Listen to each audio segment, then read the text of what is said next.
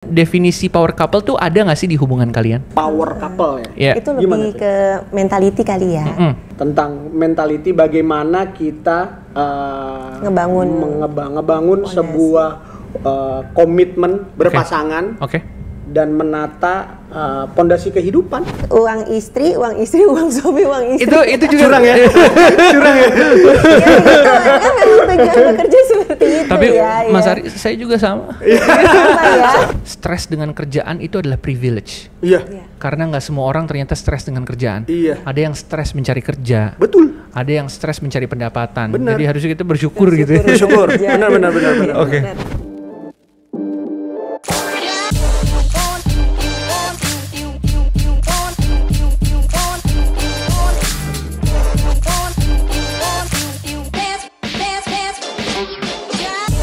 Selamat datang kembali di Bicara Uang bersama Reza Al-Kadri, sahabat Mira Aset dimanapun kamu berada. Kita ketemu lagi dan kali ini kita pengen ngobrol-ngobrol barengan sama kedua bintang tamu kita, dimana kita bakal ngomongin seputar power couple dan gimana soal perencanaan finansial dari pasangan rumah tangga. Nah, udah ada pasangan suami istri di sini, ada Mas Haris dan juga Mbak Ayu. Halo, apa kabar? Halo, baik. Mungkin boleh cerita dikit dari Mas Haris dulu ya, backgroundnya, aktivitasnya sebagai apa? Silakan. Oke. Halo, nama gue nggak apa-apa ya? Iya, nggak apa-apa. Nama gue Haris, usia gue sekarang 35 tahun. Oke. Gue seorang suami dan juga ayah 2 anak.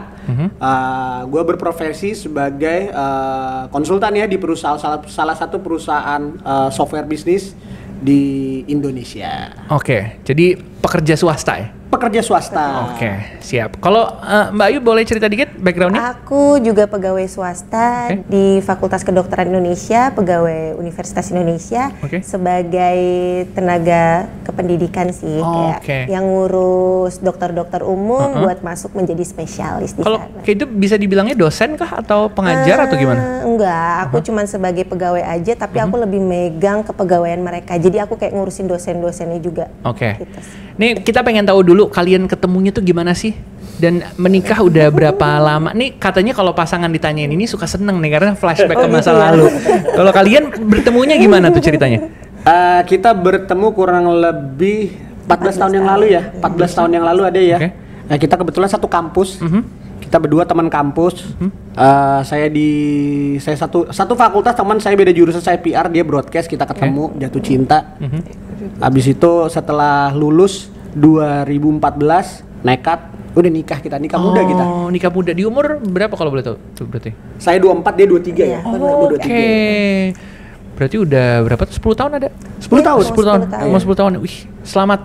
Terima kasih. Masih happy aja nih kayaknya kita ngelihat dari pancaran mukanya gitu ya. Nih kalau misalnya kita tanya ya, istilah power couple. Kalau menurut kalian definisi power couple tuh ada nggak sih di hubungan kalian? Power couple ya? Itu lebih ke mentality kali ya. Iya. Jadi mental mindset lah ya. Oke. Ya, kita menyikapi, saya baru denger nih istilah ini mental power couple. Power couple ya. Benar, Power couple. benar. Ya, menurut saya sih power couple itu tentang mentality bagaimana kita ngebangun sebuah komitmen berpasangan. Dan menata pondasi kehidupan pastinya berdua dengan pasangan. Oke. Yang kita pengen tahu nih pastinya suami dan istri punya perannya masing-masing. Dan ya kita nggak bisa samain semua pasangan suami istri itu pasti sama. Kayak contohnya ada yang kerjanya A, ada yang kerjanya B. Nah kalau kalian berdua nih ngebagi tugasnya ngapain nih? Karena kan berduanya sama-sama punya kesibukan, sama-sama kerja. Bagi-bagi perannya dalam kehidupan rumah tangga gimana? Bagi-bagi peran gimana? Dalam konteks finansial? Boleh finansial? Kalau dalam konteks finansial, kita bagi-bagi perannya gotong royong aja. Oke, gotong royong. Indonesia royong banget nih. Iya. Gotong royong yang pastinya. Tapi ini balik lagi ya, setiap orang kan punya metode rumah tangganya sendiri. Beda-beda ya. Cuman kalau saya dengan istri saya, karena kita berdua bekerja, dalam konteks finansial, semua pendapatan yang kita dapatkan dari hasil kita bekerja, ya kita satukan. Kita ada pos ya, pos untuk kita expense-kan untuk kebutuhan bulanan. Ya di situ kita alokasikan. sisanya untuk biaya transport harian pastinya. Untuk pribadi ya. Kalau memang masih ada sisanya, ya buat investasi kesenangan jalan-jalan. Itu. Jadi biaya jajan-jajan. Biaya happy-happynya itu juga masih ada gitu. Iya, ditabung. Tapi kalian ada strategi khusus gitu nggak sih dalam mengelola keuangan, kayak yang tadi dibilang kan semuanya dijadiin dalam satu akun gitu ya? Itu sebenarnya strategi yang udah diterapkan dari awal atau mungkin denger dari financial planner atau gimana? Kalau untuk mengatur keuangan, karena kita ya jujur ya, kita untuk terkait finansial aktivitas finansial dalam rumah tangga kita itu kita adaptif. Kita adaptif. Jadi tiap tahun, tiap kurun waktu dan tiap situasi, nah kita punya strategi untuk menyikapi keadaan kita masing-masing. Nah, kalau dulu malah waktu awal-awal nikah kan saya kan istri saya ibu rumah tangga di situ kan, karena nggak langsung bekerja. Dia langsung bekerja. Akhirnya di situ peran finansial semuanya disupport dari saya.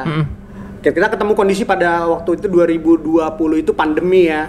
Pandemi, akhirnya ya karir nggak bagus lah pada saat itu ya. Ya, akhirnya kita switch tuh pada saat itu istri saya dapat pekerjaan.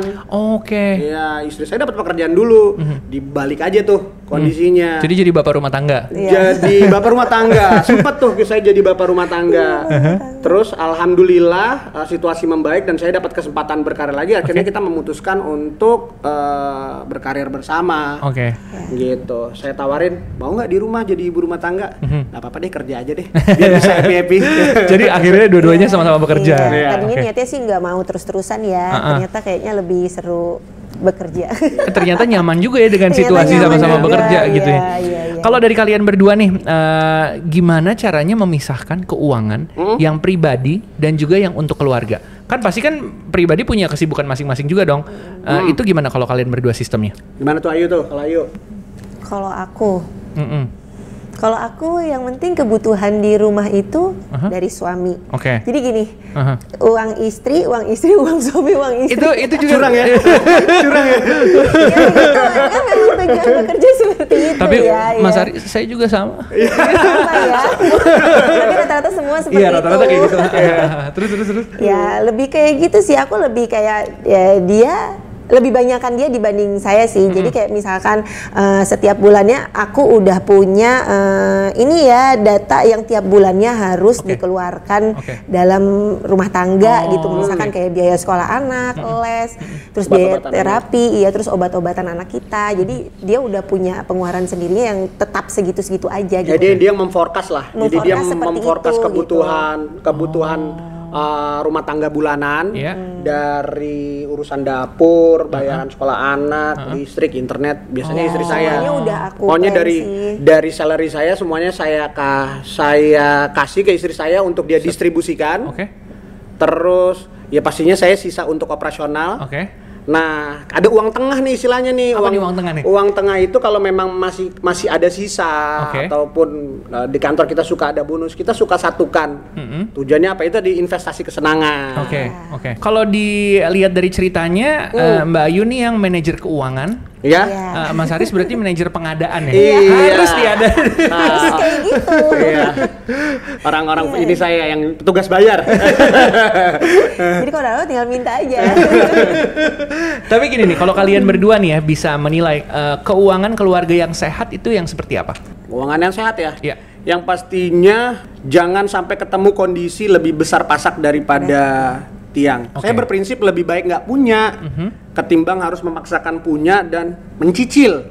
Karena budaya mencicil itu balik lagi ya, ini karena kenapa saya bisa beranggapan itu karena saya juga sudah melewati beberapa fase-fase proses kan.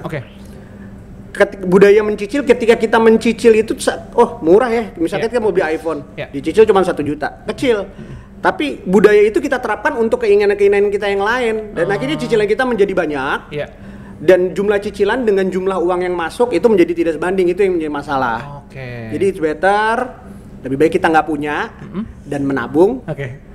Setelah kalau kita nabung, uangnya udah kekumpul, kita beli, kita cenderung lebih puas kok. Daripada yang dicicil tapi ternyata menjadi ternyata nggak sadar jadi banyak. Ternyata kok minus ya? Gitu bahaya tuh. Ini Mas Aris kayak lagi nasehatin saya sih. Kita juga penasaran nih di bicara uang ya. Pengen tahu sebenarnya rata-rata aja kisaran gitu ya. Pengeluaran satu keluarga dengan boleh tahu anaknya berapa? Dua anak berarti keluarga rata-rata pada umumnya di Indonesia kan suami istri dan juga 2 anak nih biasanya kan. Itu pengeluarannya biasanya berapa sih rata-rata aja? Waduh, ini kalau sensitif nih, sensitif ya. Dan nggak semua anak 2 pengeluarannya sama seperti saya. Oke.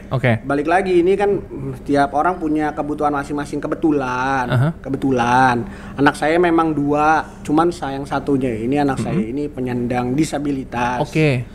Dan epilepsi yang artinya memang secara expense saya cukup tinggi untuk obat-obatan anak saya. Yang kedua itu udah pasti.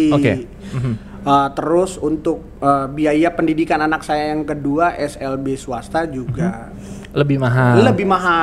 Oke. Ketimbang biaya sekolah anak saya yang pertama, gitu itu pasti lebih mahal. Jadinya kalau secara nominal cukup struggling lah untuk kita yang masih di usia muda.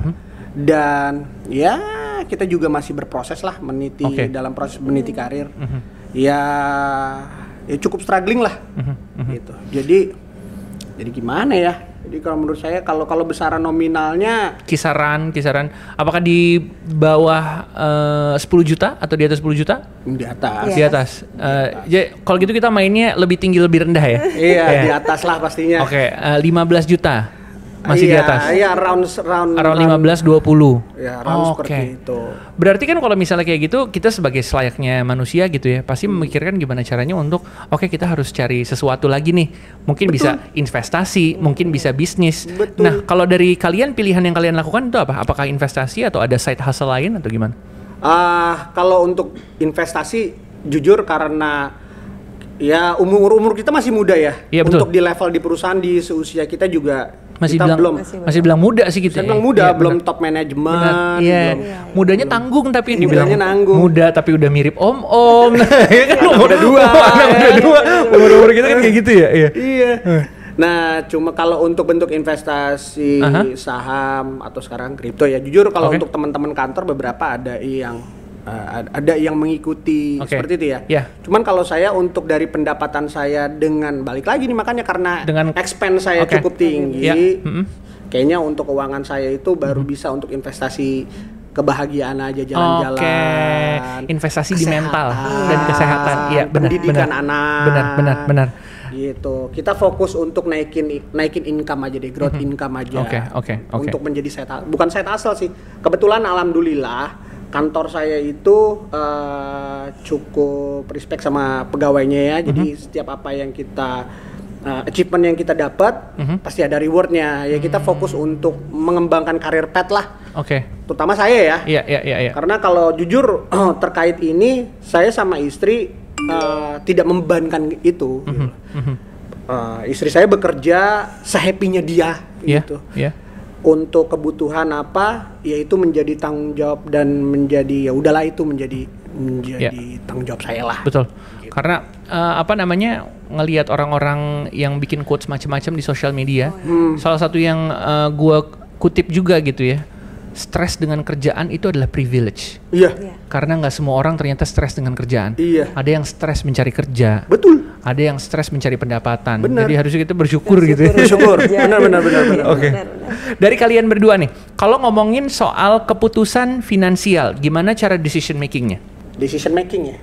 Ini dari istri yang bilang oke atau enggaknya, atau suami juga punya peran untuk ya bilang oke atau enggak? Biasanya berangkat dari kita itu suka ngobrol-ngobrol, berbicara sebuah keinginan-keinginan. Biasanya dari istri itu. Ya. Kalau kita punya ini gimana? Biasanya berangkat dari situ tuh. Habis dari situ, kalau menurut kita, wah kayaknya masuk akal untuk kita kejar deh. Saat ini, gitu. Ya udah kita coba gitu loh, kita planningkan dan kita usahakan. Cuman balik lagi terkait keputusan finansial, walaupun saya sebagai suami, saya tidak pernah mengambil keputusan itu sepihak atau berdasarkan ego saya. saya selalu cerita lah. Untuk barang yang saya mau beli pun saya juga izin dulu, cerita dulu, mau beli ini nih, oke nggak nih kayak gini, buat apaan sih? Biasanya gitu. Iya, sama sih saya juga. Mau beli saham izin dulu sama istri. Sayang boleh nggak aku? Karena kan kalau gue sendiri kan kayak tujuannya pengen mapan gitu ya, pengen coba untuk cari investasi lain. Sama juga nih kayak sahabat Mirai Aset kalau pengen berusaha untuk lebih mapan lagi, sekarang adalah saatnya jadi mapan bersama M-Stock by Mirai Aset. Kita lihat yang satu ini dulu ya. Definisi mapan itu berbeda untuk setiap orang. Ada mereka yang ingin terlihat mapan, dan memang mereka yang peduli masa depan. Aplikasi M-Stock hadir untuk mereka yang ingin jadi mapan. Perkuat kendali keuangan dengan produk investasi yang beragam. Dan pantau semua pergerakan dari satu aplikasi, baik bagi pemula maupun pemain lama. Saatnya jadi mapan bersama M-Stock dari Mirai Aset. Download aplikasinya sekarang. Kita masih ngomongin soal finansial dan juga rumah tangga nih. Ada dana darurat, ada dana kebutuhan pokok, ada dana untuk happy-happy kayak tadi, investasi kesenangan dan lain-lain. Kalian berdua sebenarnya untuk planning tuh planning dalam 1 bulan aja atau punya planning jangka panjang kayak goals nih, oke? Mungkin 5 tahun ke depan ada goals yang ingin dicari dalam sisi finansial gitu. Ya, kalau untuk ini kaitannya sama dana darurat ya. Ya, kita selalu menyisihkan pendapatan kita setiap bulan pastinya. Setiap bulan untuk kalau misalkan terjadi kenapa-kenapa atau ada kebutuhan misalkan rumah rusak atau jebol, dikit lagi mau musim hujan lagi, bocor, itu selalu kita sisihkan untuk kebutuhan kayak gitu. Ada tuh dana darurat ada ya. Ada selalu kita sisihkan lah ya.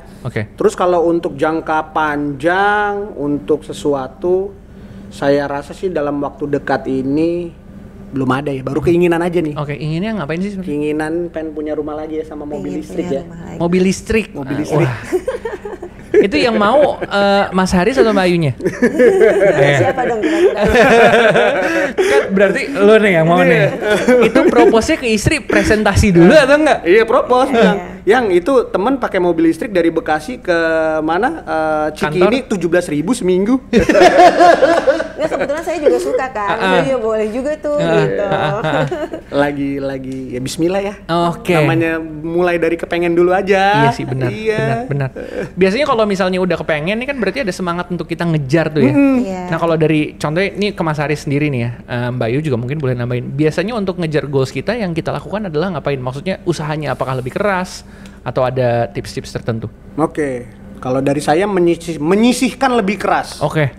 Jadi berusaha lebih nyisihin lagi. Menyisihkan lebih keras. Terus karena di untuk dari sisi side hustling, selain dari basic salary, di situ saya juga mengejar reward saya sebagai employee di kantor untuk bisa mencapai pencapaian. Ada kayak gitu ya? Ada. Enak berarti kantornya. Itu. Harus semangat. Berarti kantornya tidak toksik nggak Mas? Gimana? Jadi lebih semangat untuk ngejar reward dan lain-lain gitu ya. Kalau dari Mbak Ayu gimana, ada tambahan nggak? Dari yang disisihin aja. Dari yang disisihin dari Haris, ya udah aku sisihin juga sedikit-sedikit gitu sih. Kalau aku tuh lebih kayak menambahkan aja kali ya. Gitu kayak misalkan aku udah punya segini, ya udah aku tambahin aja segini yang aku punya gitu. Tapi harus lebih ke dia ya, yang lebih besar dibanding perempuan. Curang ya. Ya kayak gitu kan emang. Tadi di awal kita sempat ngomongin dikit seputar power couple nih. Ya kan banyak orang-orang yang mengejar gue harus jadi power couple. Tapi di satu sisi kan banyak tantangan-tantangan yang dihadapin gitu ya. Kalau dari kalian sendiri sebenarnya dalam keluarga ya, urusan finansial terutama, tantangan apa aja sih yang kalian hadapin? Tantangan ya? Apalagi selama 10 tahun terakhir nih sebagai pasangan suami istri. Banyak ya. Kalau tantangan bukan tantangan, musibah, cobaan, banyak lah pasti lah. Banyak. Salah satunya waktu saya punya anak yang kedua dan anak saya didiagnosa sakit epilepsi langka, itu salah satu challenging buat saya dan istri kala itu, terutama dari sisi finansial ya. Karena bisa dibilang bahasanya yang namanya kalau bilang abis-abisan abis tuh kala itu ya. Bener. Terus setelah itu ketemu fase pandemi, ya itu kan challenging banget saat itu. Pada saat itu saya kerja di event organizer. Oh selesai. Oke. Selesai. Pandemi nggak ada event. Oke. Udah gimana cara kita struggling? Jual apaan aja? Kita dulu jualan online shop ya Yu ya. Oh iya, jualan apaan? Fashion. Oh iya, baju-baju gitu. Baju, sepatu gitu. Di situ saya juga belajar, akhirnya kenal Facebook Ads waktu itu. Iya, Ya pokoknya gimana cara kita ngulik lah informasi-informasi untuk cara mendapatkan uang kala itu ya. Betul.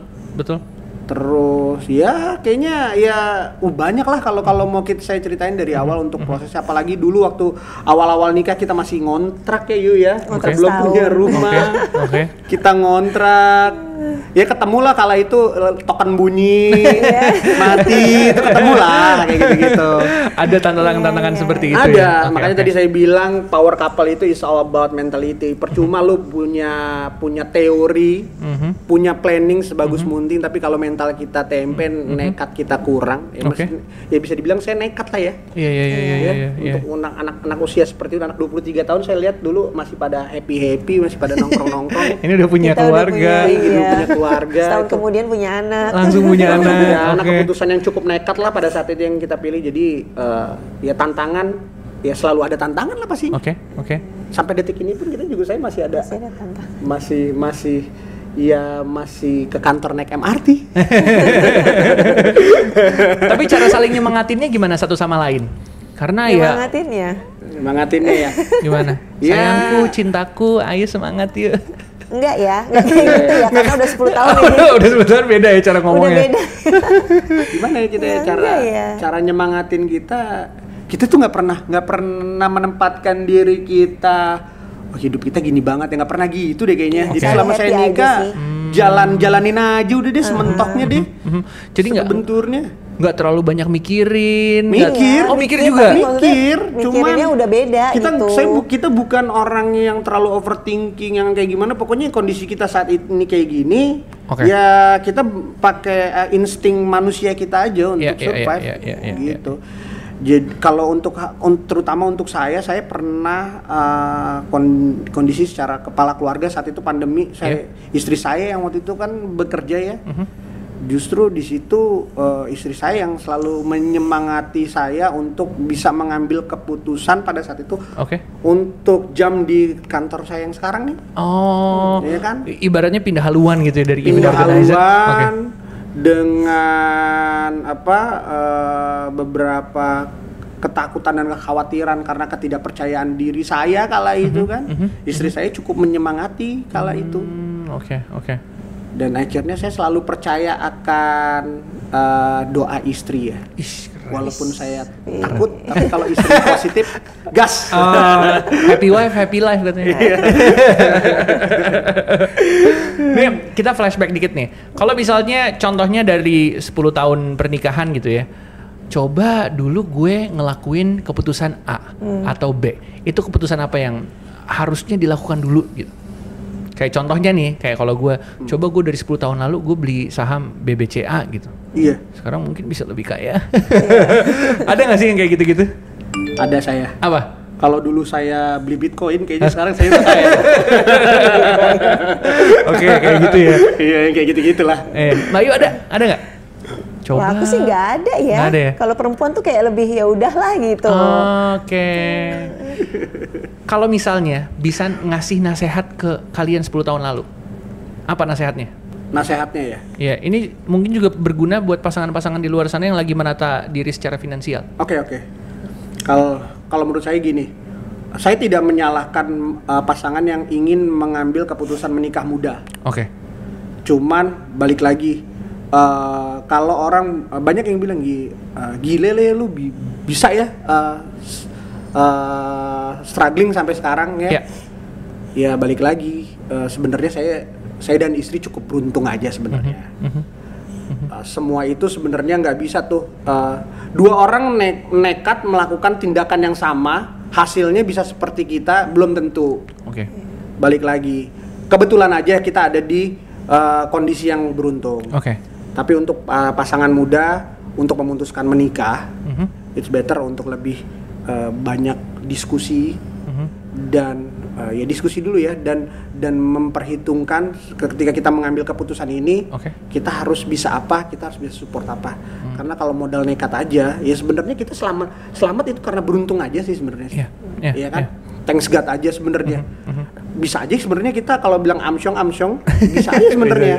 Makanya itu yang nggak bisa, saya tidak bisa mencontohkan itu. Nanti kalau ke anak saya, oh nggak apa-apa nih kamu udah rezeki, kan suka ada gitu kan. Rezeki itu suka ada jalannya gitu kan.